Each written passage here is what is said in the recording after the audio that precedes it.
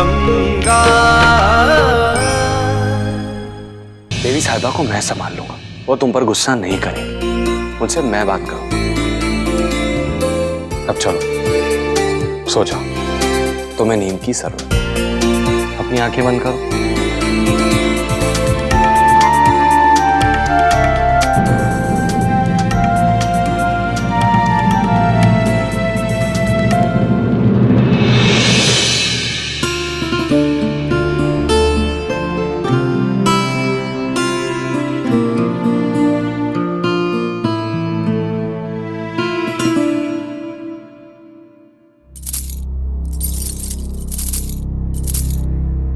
जब इन गहनों को देखती हूँ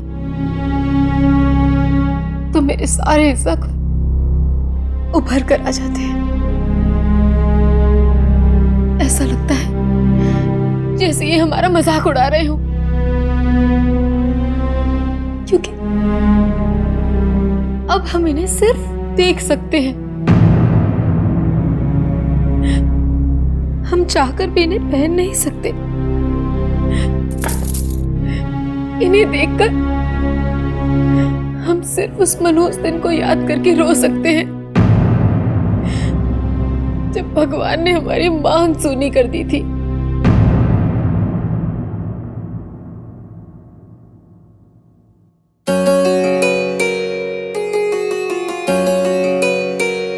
दीदी, अकेले में किससे बात कर रही है?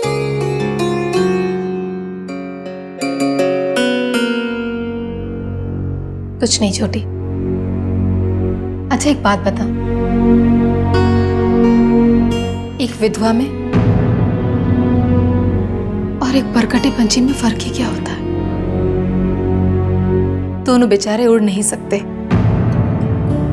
और अपनी पूरी जिंदगी का भार अपने दो पैरों पे ढोते रहते हैं। और अगर ऐसे में कोई उनके पैर भी काट दे तो फिर उनकी बची कुची सांसों पे तो ग्रहण लग जाएगा, नहीं? दीदी, आप क्या कह रही हैं? हमारी समझ में कुछ नहीं आ रहा है। कौन किसको ग्रहण लगा रहा है? गंगा।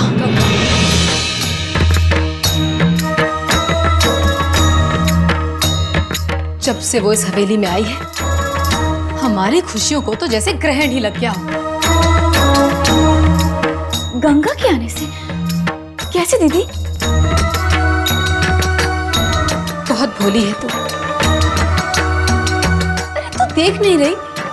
जब से वो गंगा इस हवेली में आई है, तेरी और मेरी अहमियत देवी साहिबा की नजरों में कम हो गई है।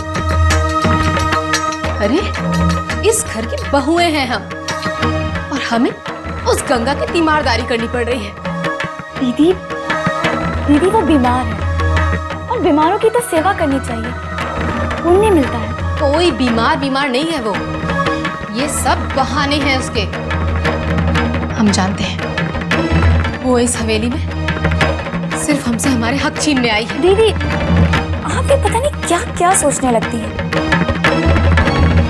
हमें लग रहा है गंगा को लेकर आपने बहुत बड़ी गलतफहमी पाल ली है। दीदी, जहां तक हम उसे समझ पाए हैं, गंगा बिल्कुल वैसी नहीं है। वो तो बहुत सीधी है, और वो किसी को क्या तकलीफ देगी? वो तो खुद बेचारी मुसीबत की मारी है। हम चलते हैं। दीदी, आप भी गंगा के बारे में ज्यादा मत सोचिए।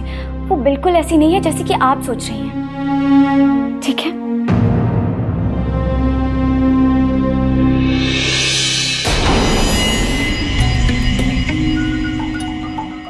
वो कैसी है ये हम अच्छी तरह से जानते हैं। उसके बहकावे में तुम आ सकती हो वैदिका, हम नहीं। अगर कोई हमारे हक छीनने की कोशिश करेगा ना, तो हम तो उसे मिटा ही देंगे, फिर चाहे वो कोई भी हो।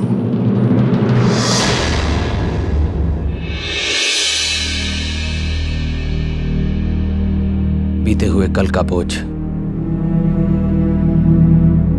अब तो मेरी आत्मा से उतर जाएगा ना गुरुजी। अब तो मेरे शाप से मुक्त होने का समय आ गया है ना। शाप से मुक्त होने का समय तो आ गया है हर्षवर्धन, लेकिन वो मुक्ति तुम्हें ये गंगा नहीं दे सकती। मुक्ति तो वही गंगा दे सकती है जिसके साथ तुम्हारा अतीत जुड़ा हुआ है।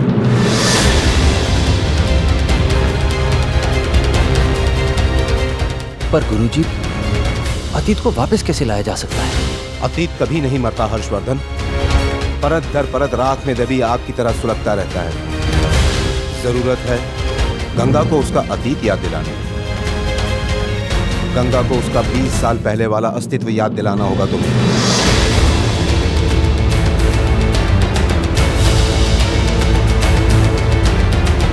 पर मैं ये सब करूंगा कैसे गुरुजी?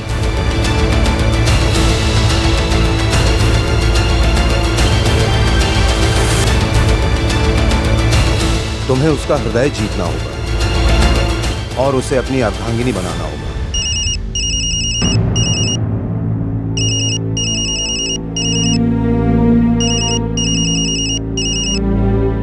देवी साहिबा का फोन है। जरूर गंगा के बारे में बात कर रही होंगी।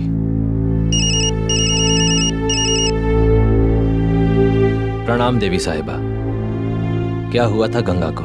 पता नहीं आरती करते समय क्या हो गया था अचानक।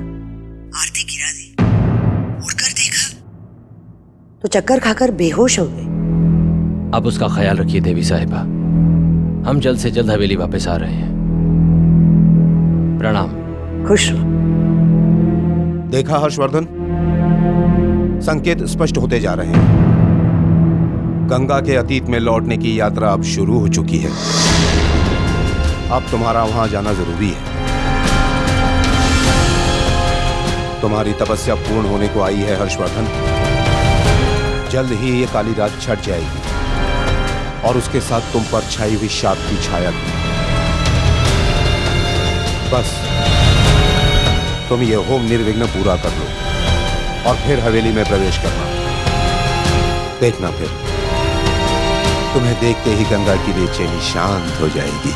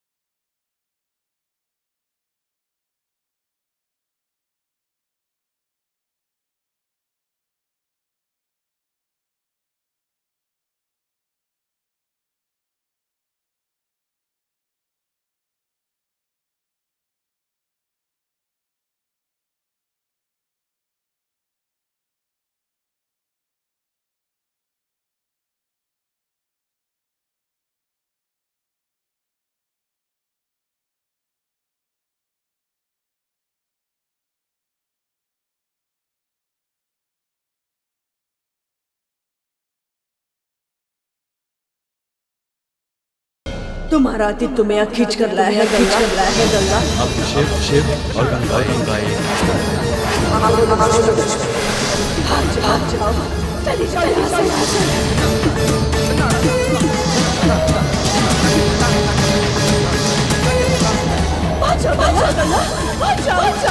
मैंने वादा है तुम्हें वादा।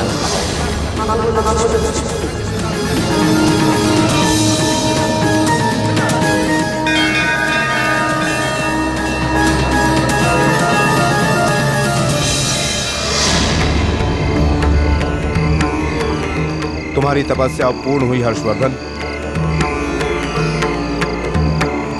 शिव का आशीर्वाद अब तुम पर रहेगा। अब दुनिया की कोई भी ताकत तुम्हारे शाप को खत्म होने से रोक नहीं सकती।